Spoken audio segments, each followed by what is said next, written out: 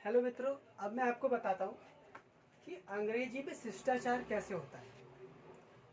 अंग्रेजी में जैसे शिष्टाचार होता है ऐसा होता है, जैसे अंग्रेज लोग, जैसे आप अंग्रेजों से बातचीत करते हैं तो उसमें क्या होता है कि अंग्रेज लोग आपकी लैंग्वेज तुरंत समझ जाएंगे कि आप इंडियन हो, क्योंकि वो सबसे ज़्यादा प्रयोग अपनी भाषा में शिष्टाचार का करते हैं।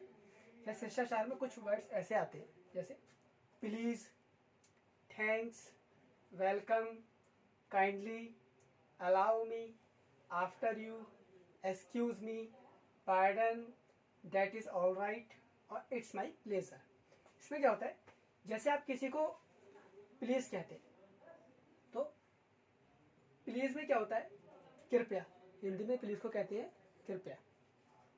आप क्या कहते हैं, प्लीज। अब ऐसे किसी से आप अपना पेन, उसका पेन मांगे तो आप क्या कहेंगे, please give me your pen. तो उससे क्या लगेगा कि आप उससे सभ्यता से बात कर रहे हैं, आप उससे शिष्टाचार तरीके से बात कर रहे हैं। Please give me your pen, आप मुझे अपना पेन देंगे कृपया। ये हो गया।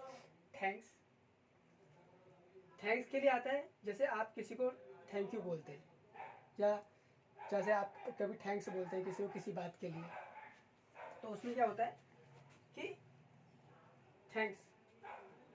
दूसरा आता है आपका वेलकम। वेलकम जैसे आप किसी को वेलकम के बोलते हैं, हेलो वेलकम। या आपको बोले, जैसे आप किसी ने आपको थैंक्स बोला तो आप उसे क्या कहेंगे, वेलकम। आप उसका अभिवादन ऐसे भी कर सकते हैं, वेलकम प्लीज। अब काइंडली शब्द प्रयोग होता है उसके लिए, जैसे आप किसी जगह एप्लीकेशन लिख रहे हैं, कुछ लिख रहे हैं, तो आप जैसे कभी लीव की एप्लीकेशन आपने स्कूल में लिखी होगी तो उसमें क्या होता है, काइंडली का प्रयोग होता है। तो kindly grant me a leave for 1 days या 2 डेज, ऐसा काइंडली का प्रयोग इस तरीके से करते हैं कि कृपया।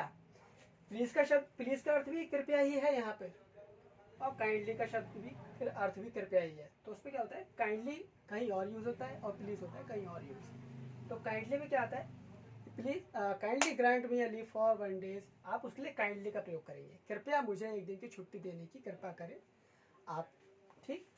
अब अलाउ मी टू कम इन, कृपया मुझे अंदर आने के लिए अलाउ करें, कृपया मुझे अंदर आने की परमिशन दें। आप इसको प्यार से बोले, please sir allow me to come in. आप कहते ना, मे आई कम इन, कैन आई कम इन। जब डोर किसी बॉस का गेट खटखटाते हो तो sir may I come in please, तो उसमें क्या होता है, अलाउ मी भी आप यूज कर सकते हैं, allow me to come in please. अब आफ्टर यू किस लिए आता है, आफ्टर यू आता है जब आप किसी वृद्ध व्यक्ति का अभिवादन करते हैं या उन्हें पहले आगे आप लाइन में लगाते हैं, तो आप ये नहीं कहेंगे कि आप क्या कहेंगे, उनसे कहेंगे आफ्टर यू, आपके बाद। पहले आप आइए फिर आपके बाद मैं आता हूँ, आफ्टर यू का प्रयोग होता है। ठीक। फिर कहेंगे एक्सक्यूज मी, जैसे आप किसी को बुलाना चाहते हैं तो आप उससे ये भी कह सकते हैं, एक्सक्यूज मी प्लीज, क्या मैं आपसे, can I talk to you something, क्या मैं आपसे कुछ बात कर सकता हूँ। तो आप उसे एक्सक्यूज मी भी कह सकते हैं अपनी बात की, जैसे आपको कोई नहीं सुन रहा है तो आप किसी के पीछे जाते हैं, आप उससे कह सकते हैं एक्सक्यूज मी, तो आप एक्सक्यूज मी का यूज कर सकते हैं। अब आपका आता है पार्डन। जो होता है आपका पार्डन का जो प्रयोग होता है वो होता है जैसे आप किसी को खेद प्रकट करते हैं, या फिर आपको किसी की बात सुनाई नहीं दे रही फोन पे, जैसे किसी की कॉल आई, तो आप क्या कहेंगे कि मुझे आपकी बात सही समझ में नहीं आ रही है, तो आप क्या कहेंगे, I back to your pardon, I back to pardon, कि मुझे सही से सुनाई नहीं दे रहा है, sorry, I back to pardon, I back to hear pardon. तो मुझे आप सही से सुनाई नहीं दे रहा है, इसके लिए आप पार्डन का प्रयोग करेंगे। दैट इज ऑल राइट, सब कुछ ठीक है, तो आप इसका यूज करते हैं सब कुछ ठीक ठीक के लिए क्या करते हैं, दैट इज ऑल राइट। या इट्स माई, अब दूसरा आता है इट्स माई प्लेजर।